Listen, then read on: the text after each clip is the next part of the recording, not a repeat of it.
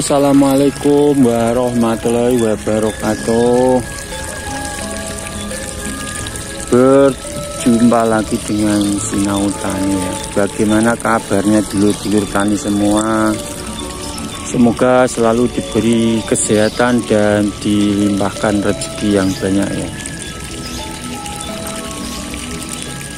Pagi ini Sinau Tani meninjau tabela yang kemarin yang sudah 1 minggu ini ya.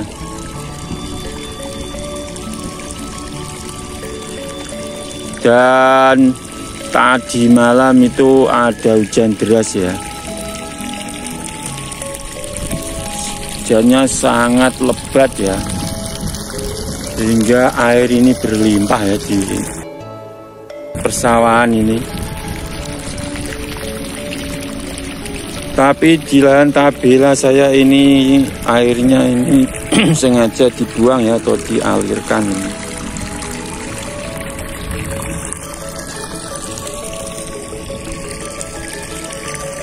Ini pertumbuhannya di hari yang sudah 1 minggu ini sudah tumbuh seperti ini ya. Kira-kira ini 5 cm antara ya, 5 sampai 7 cm ya. Ini kalau ada hujan dan berair sebenarnya tidak apa-apa ya, tapi ini yang masih pendek-pendek yang belum betul-betul tumbuh itu nantinya bisa mati ya. Dan airnya ini saya buang dulu, nanti setelah tumbuh semua baru airnya kita genangi ya, supaya menghambat tumbuhnya gulma nanti ya. Dan ini 10 hari nanti, atau kalau airnya ini sudah serasa hilang semua, nanti akan saya lakukan penyemprotan obat rumput ya, menggunakan Sirendi dan Resgul ya, untuk di hari yang ke-10 nanti ya. Karena penyepraian herbisida atau obat rumput di saat masih banyak air seperti ini kurang maksimal ya, karena hanya mengenai air sebagian.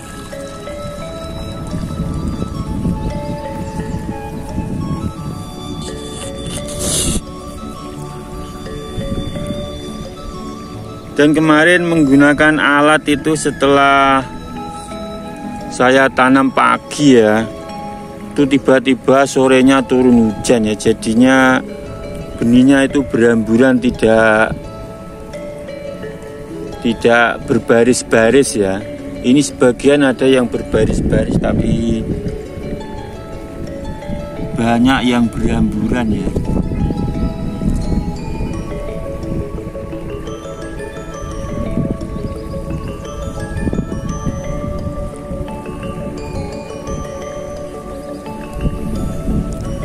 Dan hujan ini sangat membantu ya, karena 3 sampai 4 hari itu tidak ada turun hujan sehingga kering ya.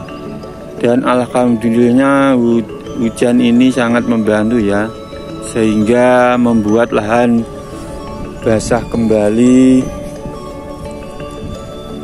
dan pertumbuhan benihnya ini dapat berkembang ya, karena tanahnya basah ya. Tidak kalau tanahnya itu kering atau kurang air, itu pertumbuhannya kurang begitu cepat ya. Tapi harus diwaspadai yang tanam sistem tabela dan sudah tumbuh sekitar 7 sampai 5 cm ini ya. Ini harus diwaspadai sama keongnya ini kalau ada hujan keluar ya. Dan nanti penyepraiannya saya, obat rumputnya ini saya campur dengan obat keongnya ya. Karena keong ini kalau memakan Satu batang ini cepat ya, mungkin semalam dia akan makan 5 pun bisa ya. Karena ini benihnya masih kecil-kecil ya. Dan perlu pembasmian keongnya ini sangat penting ya. Dan pastinya keong itu adanya di genangan air ya biasanya itu.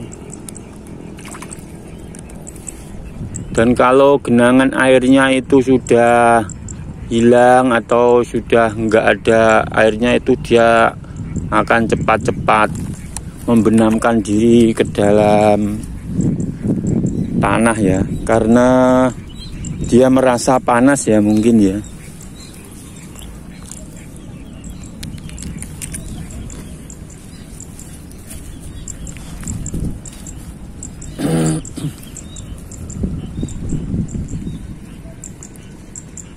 Dan di tempat saya ini sebagian ada yang tanam manual ya.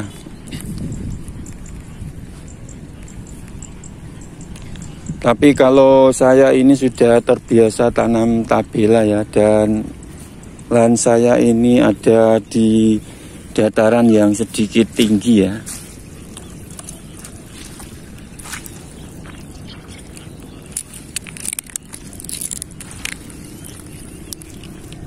Ini keongnya banyak ya, perlu diwaspadai untuk yang bertabela itu.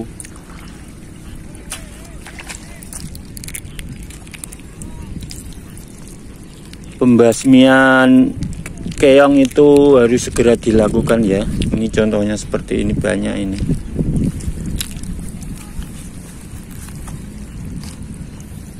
Dan ini sebelah lahan sawah saya ya, ini mau dilakukan penanaman manual ya. Ini semalam hujannya sangat lebat ya, sehingga airnya ini betul-betul sangat melimpah ini.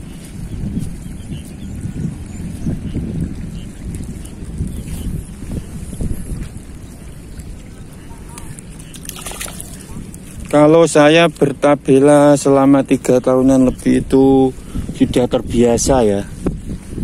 Mungkin yang belum terbiasa melihat keadaan seperti ini ya, tumbuhnya kecil-kecil dan tidak nampak, mungkin tidak sabar ya. Tapi kalau saya sudah terbiasa ya dengan hal seperti ini. Tapi nanti kalau sudah sekitar 10 hari itu kita lakukan pemupukan yang pertama ya, tentunya ya hanya pakai sedikit dulu ya untuk merangsang pertumbuhan ya.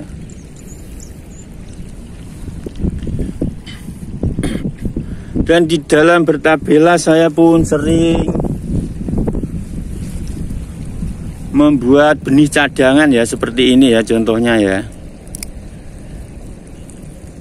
Ini saya tabur di beberapa tempat ya, sebelah sana atau biasanya itu sebelah yang genangan airnya itu tidak dapat hilang itu ya, saya kasih cadangan benih ini untuk sulam nantinya ya, kalau ada yang tidak hidup ya.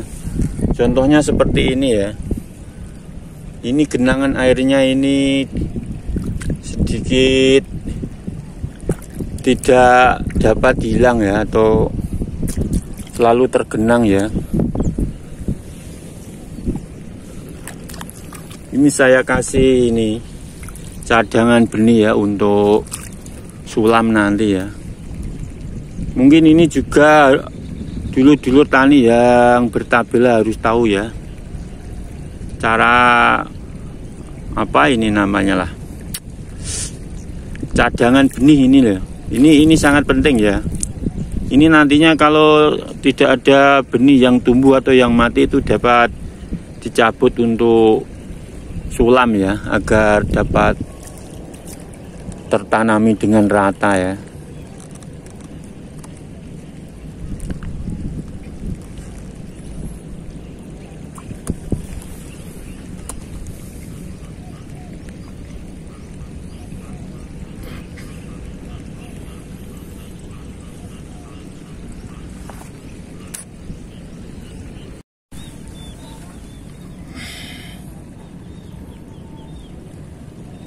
Dan satu hal lagi ya yang penting ini untuk dulur-dulur tani yang belajar bertabela ya, atau yang sudah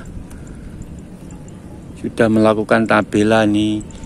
Bagian lahan yang sedikit kering atau sulit terairi ya, yang sulit dijangkau air ya, itu paritannya usahakan setelah tumbuh itu ya, usahakan itu paritannya ditutupi ya, agar airnya itu dapat terdiam di tempat yang kering ya, atau di dataran yang sedikit tinggi ya, itu biasanya sulit terairi ya.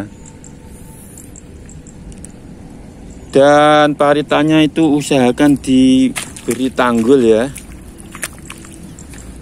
agar airnya itu tersimpan, dan benihnya itu yang di lahan tinggi atau sedikit kering itu bisa basah ya. Sehingga kalau basah terus itu pertumbuhan benih itu sendiri pun akan tumbuh secara bagus ya, karena ada air atau tanahnya basah ya.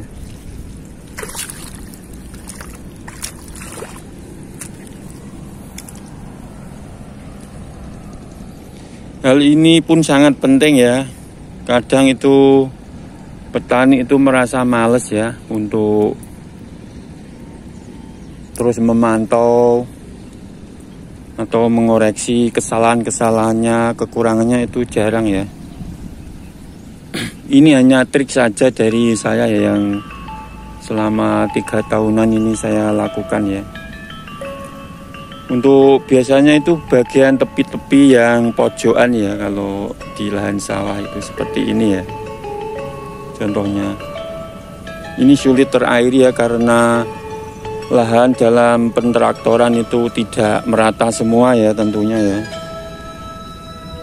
Dan usahakan itu kalau ada aliran air itu dikasih tanggul ya, paritnya itu.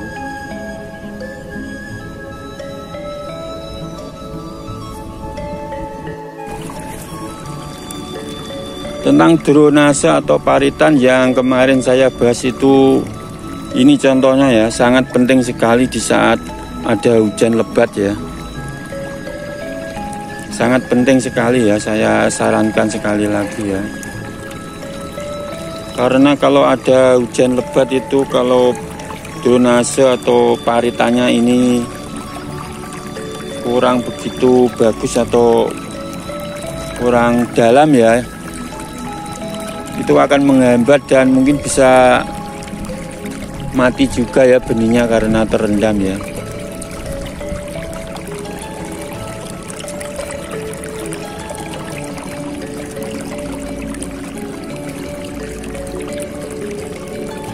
Kalau ini drenasenya tidak bagus atau pembuangan airnya itu kurang lancar ya, segera lakukan ya. Maksudnya segera lakukan pengikisan paritan ya, agar airnya ini dapat mengalir dengan lancar ya.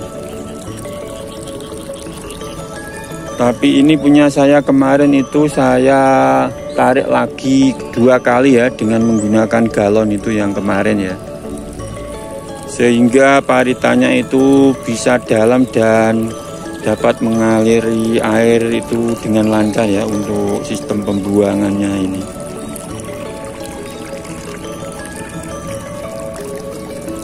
Oke, mungkin gitu saja ya, atau sekian dulu dari saya ya.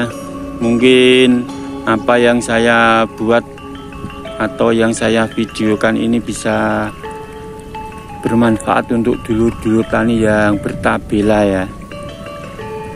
Dan semoga menambahkan ilmu ya.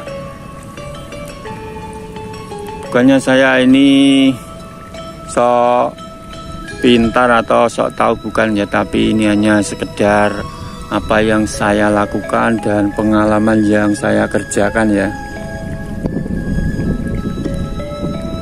Di dalam tabela tentunya harus terus berusaha ya. Jika mengalami keluhan itu dicari solusinya yang tepat ya. menurut saya di dalam tabela itu ya sangat irit ya. Perbedaannya itu pun dengan tanam atau tapin itu perbedaannya itu jauh ya. Di dalam pembayaran buruh atau pengerjaan itu pun berbeda ya. Dan kemarin pun sudah saya bahas tentang itu ya, tentang perbedaan tabela dan tapin itu. Sekitar di tempat saya itu selisih 750 ribuan ya, itu untuk buruh tanam dan daudnya ya.